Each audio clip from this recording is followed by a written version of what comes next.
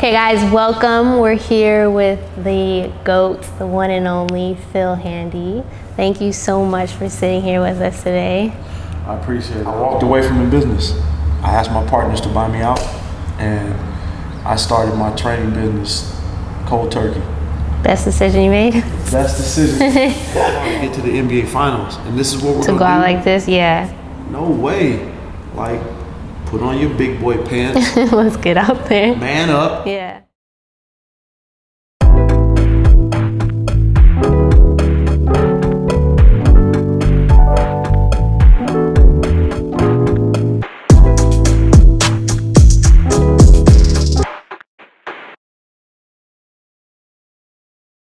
You leave Cleveland and then you decide to come full circle and work with Nick Nurse.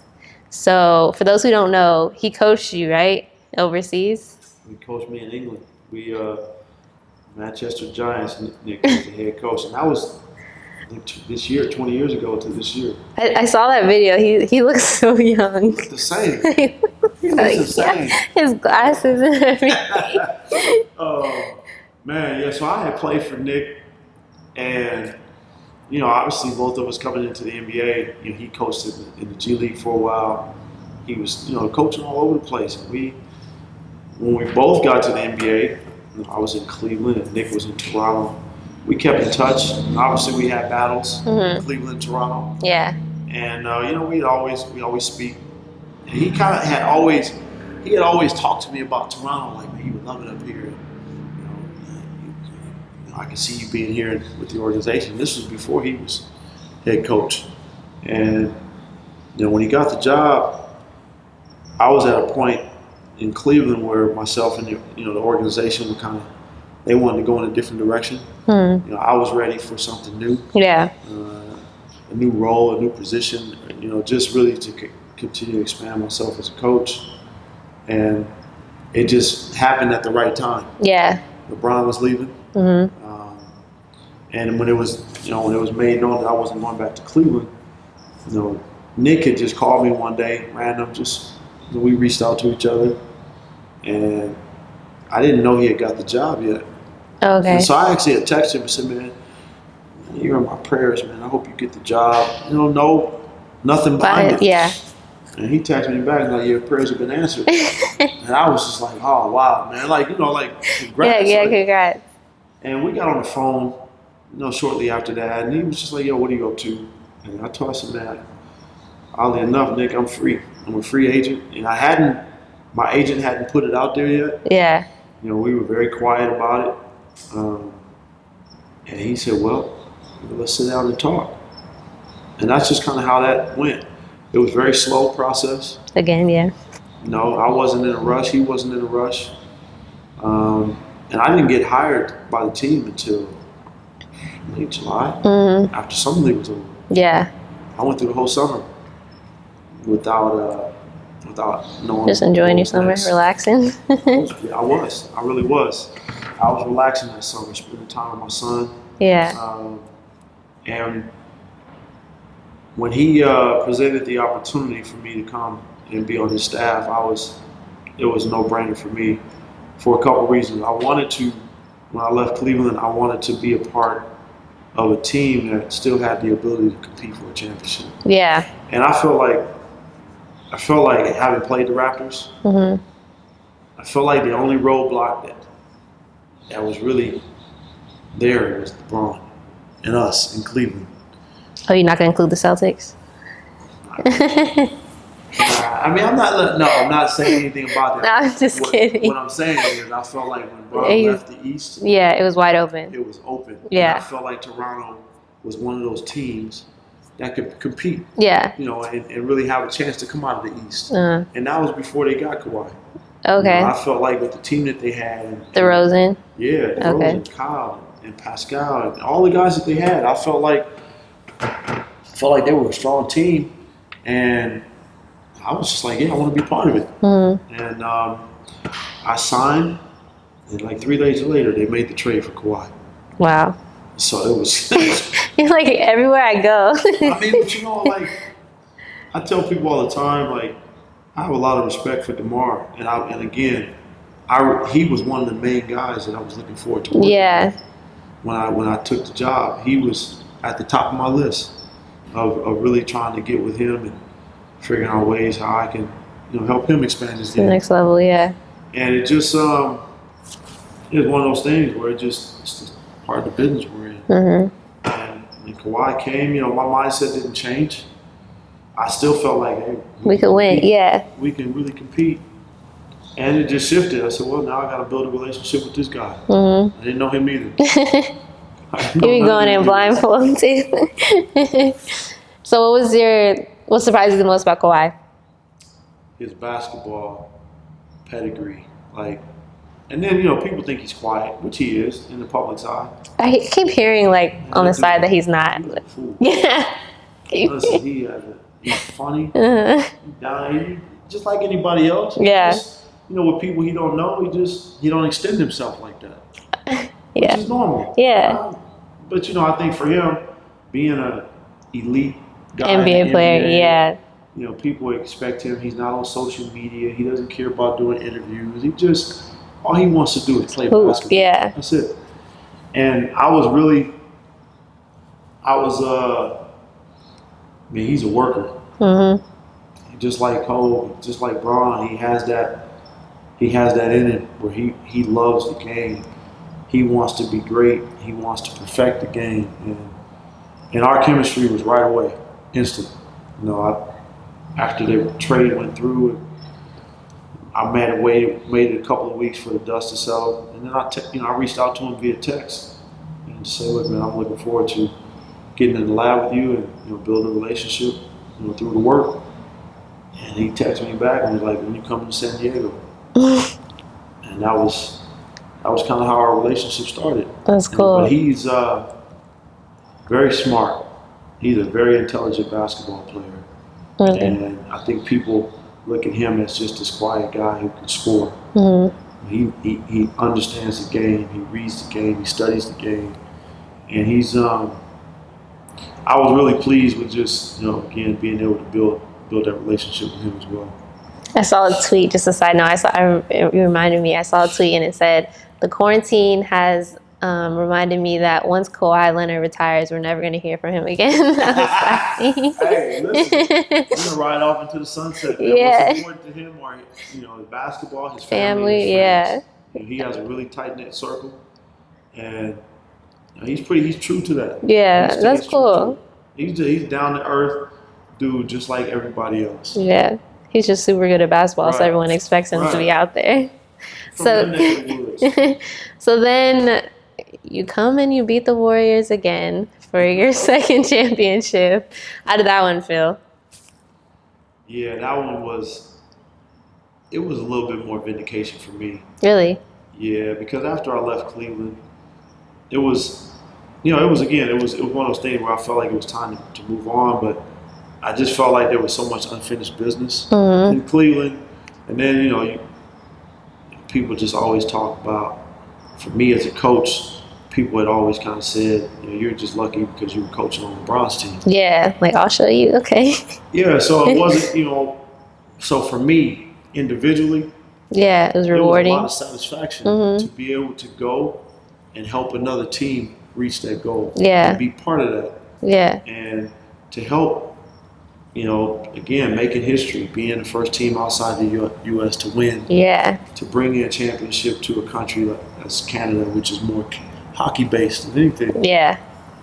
It was an amazing experience. It was just equally as amazing for me, just for the accomplishment. Yeah, that's cool to know, because I would have assumed it would have been the 3-1, but that's cool to know that. Look, I think both of those things have a special place. Yeah, they're different. They do, and they're so different with a lot of similarities. There's a lot of historical facts that go into both of those championships, but it was the first one.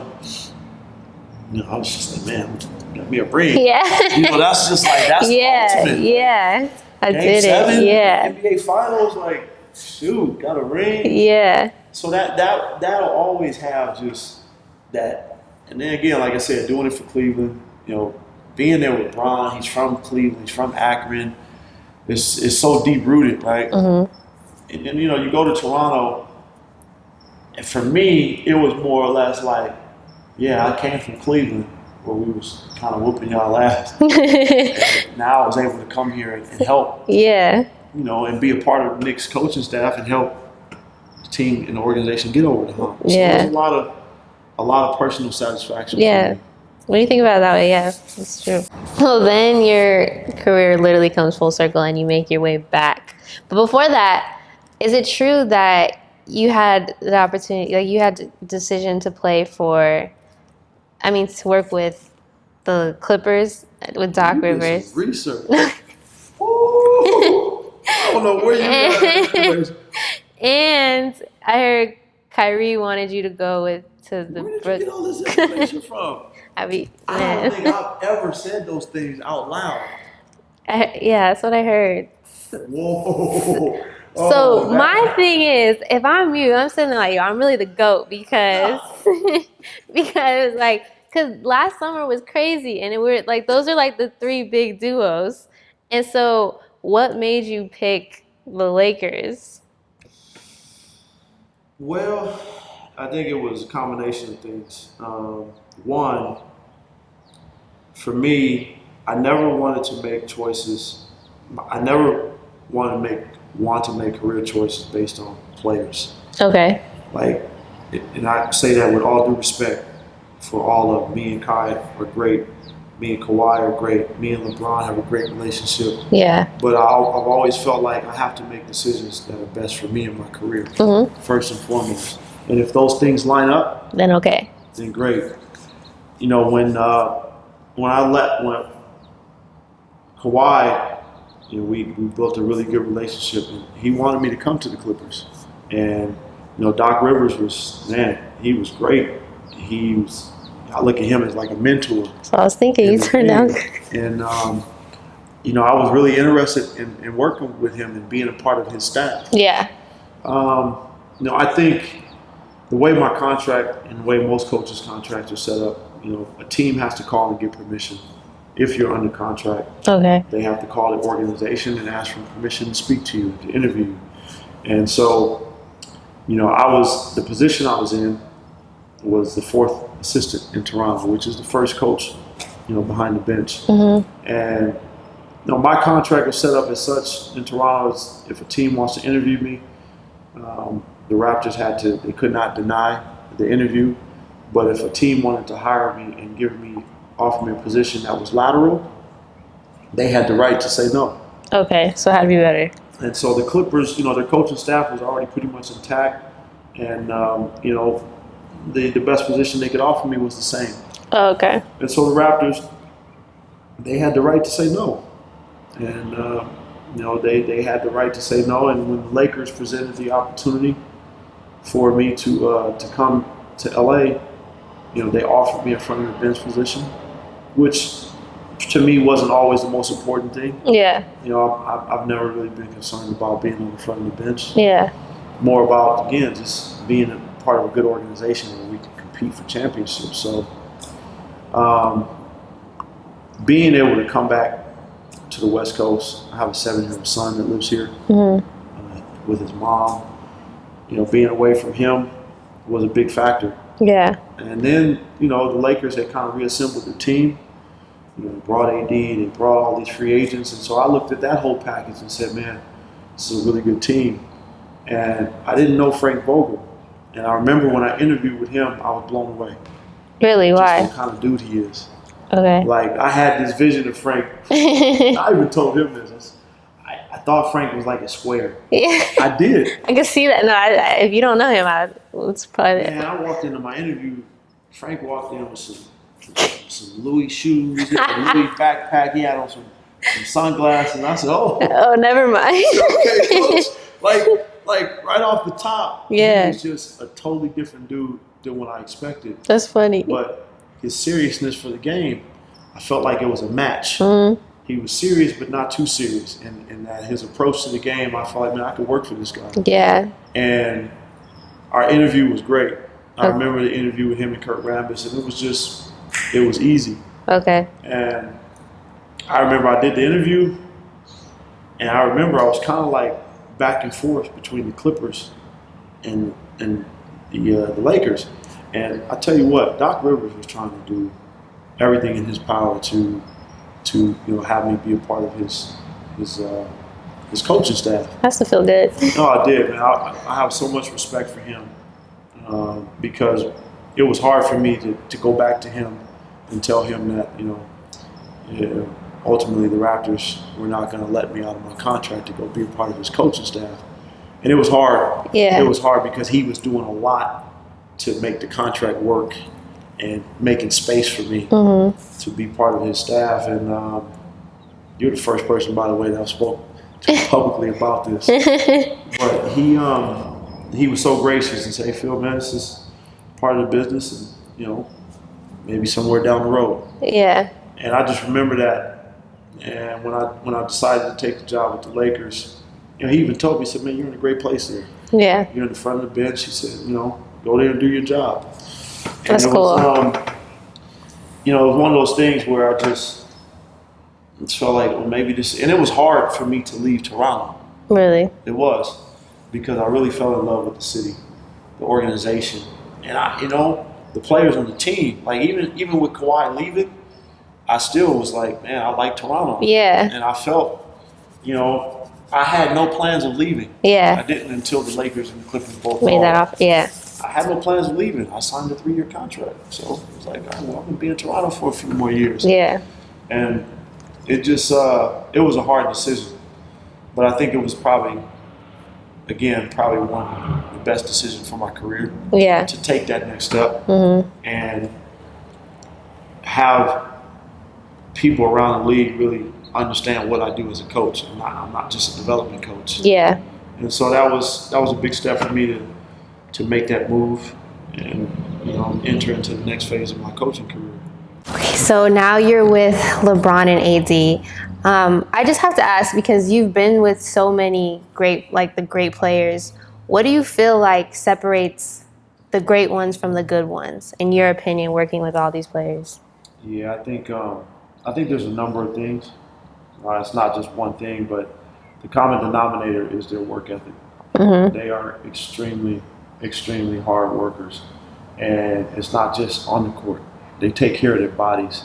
Like LeBron is one of those dudes that he's probably in the weight room 365 days a year.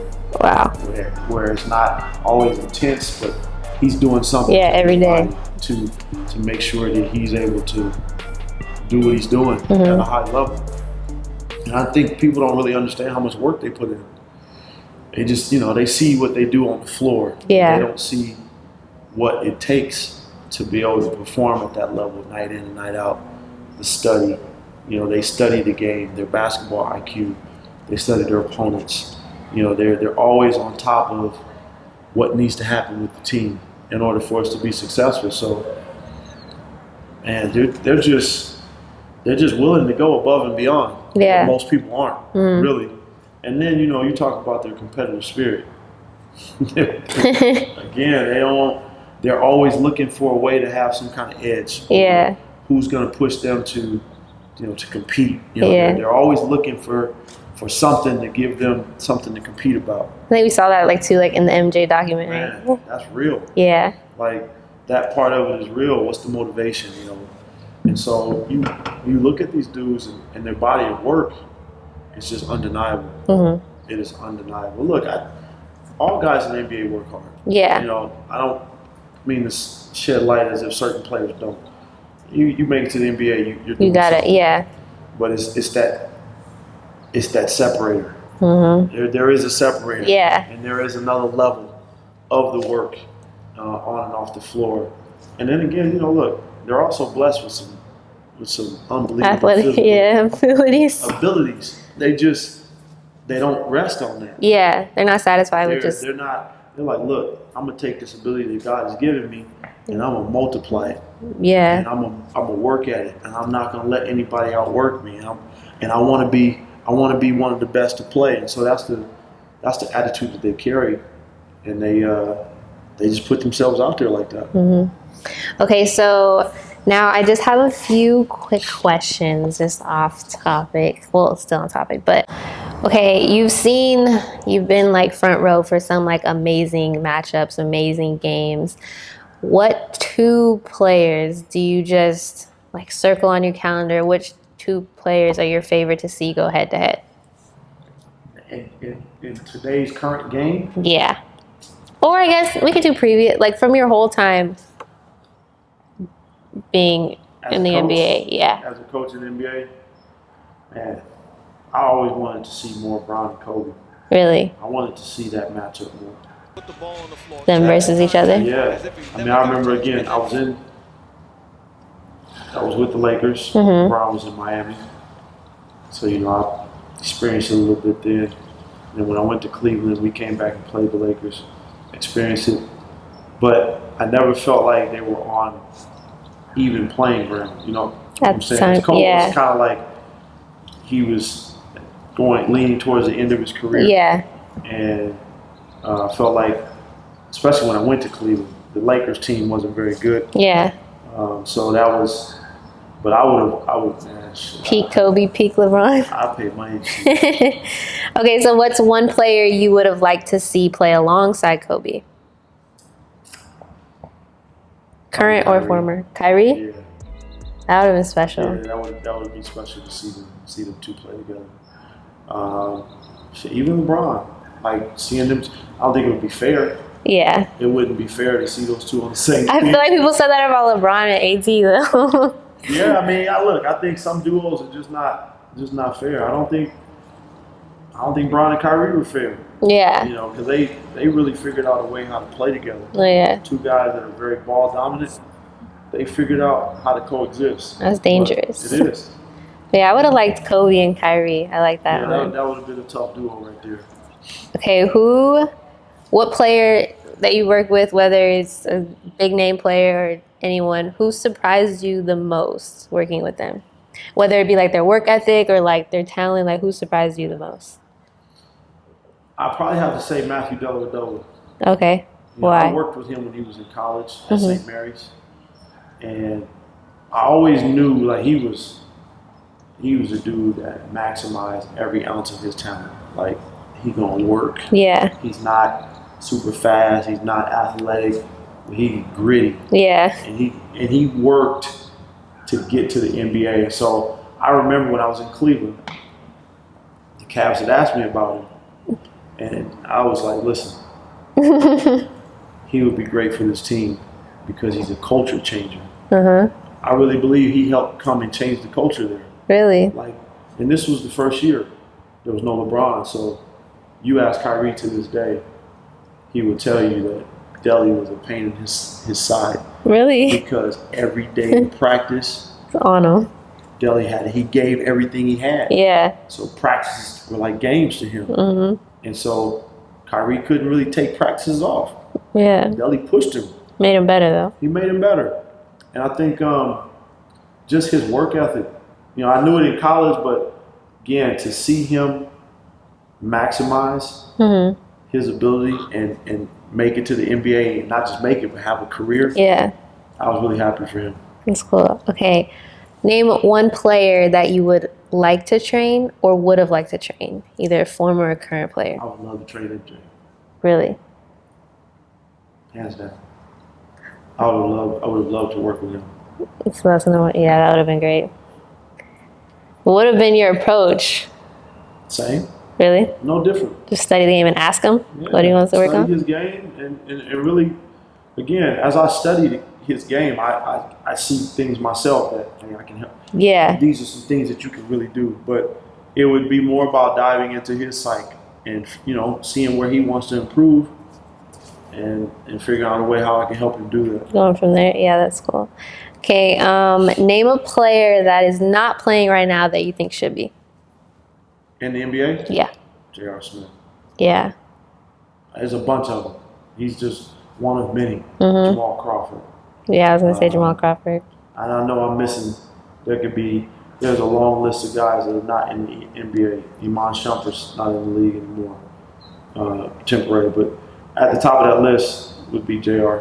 In your opinion, 3 habits. What are 3 habits that you think everyone should have if you want to be successful? 3 habits that you should carry every day? Your work ethic has to be super high. Mm-hmm. Super high. Be coachable. Be a student of the game. Those three things to me, again, there's more, but I look at those three things. Having a work ethic, being coachable, and being a student of the game. Those will take you far. They will take you far. Okay.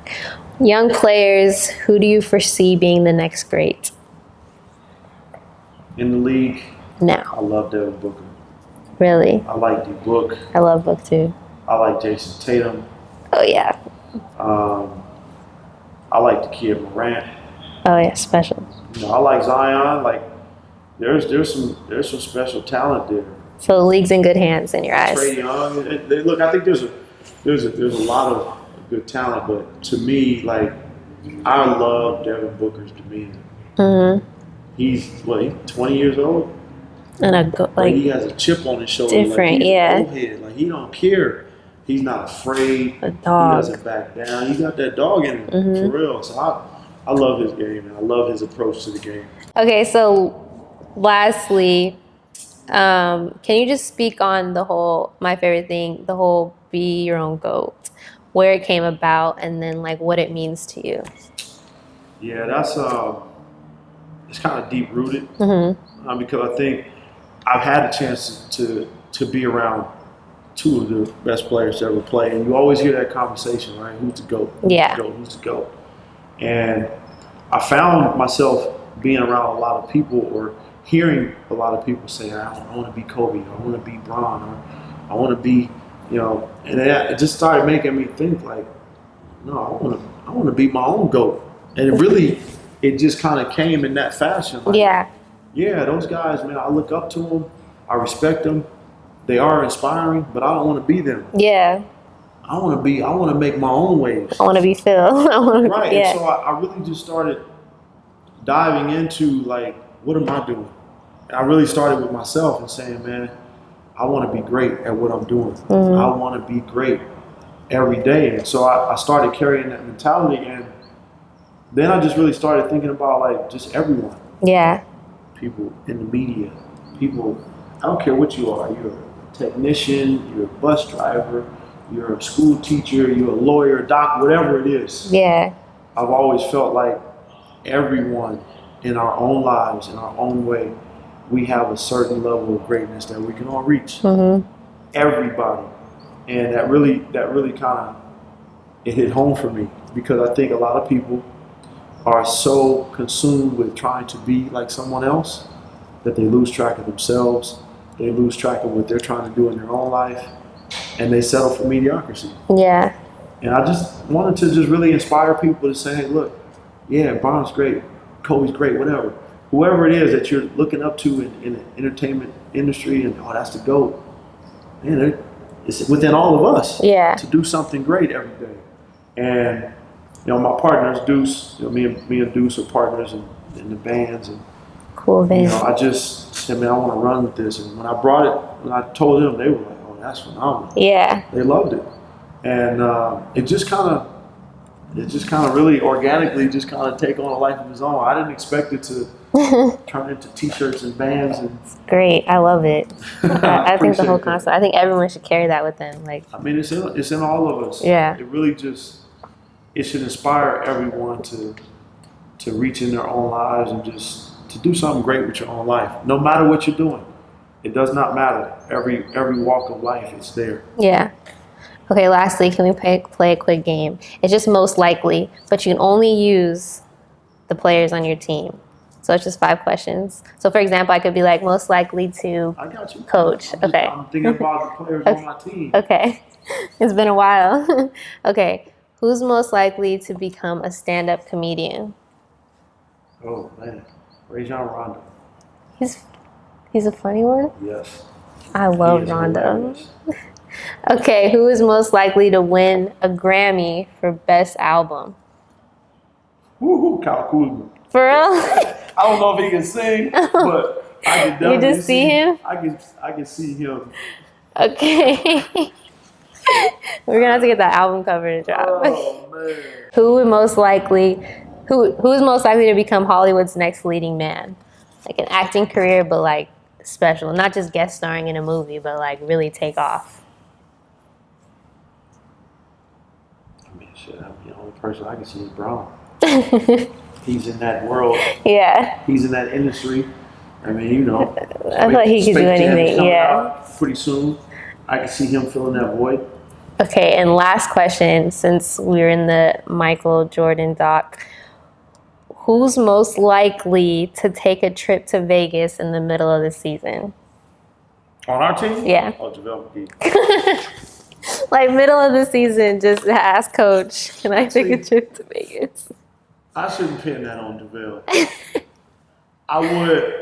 I would say I already gave Rondo. There's 3 dudes that I can see doing that. Name all of them. It'd be Rondo, JaVale, and Dwight. Just take off. Always. You know. Coach, I need a little break. That's crazy. That's super funny.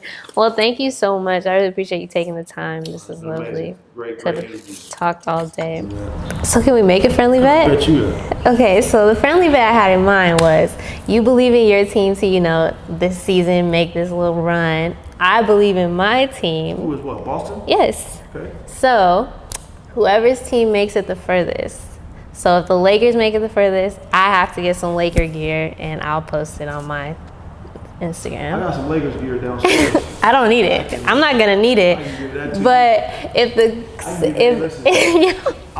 What'd you say about that? Bet on yourself. I'm always gonna bet on my team. Okay, so if the Celtics make it further, I'm gonna send you some Celtics gear, and you have to post it either on your story. I don't know how Laker fans gonna like that, man. What if we get you? I was thinking, what if we get you a Rondo one? So what if we both make it to the finals? Then what? Whoever lasts the longest. So do we have a deal? Yes. I got you. You guys heard it here first. I got you. He's gonna be wearing a Rondo Celtics shirt. Bet money.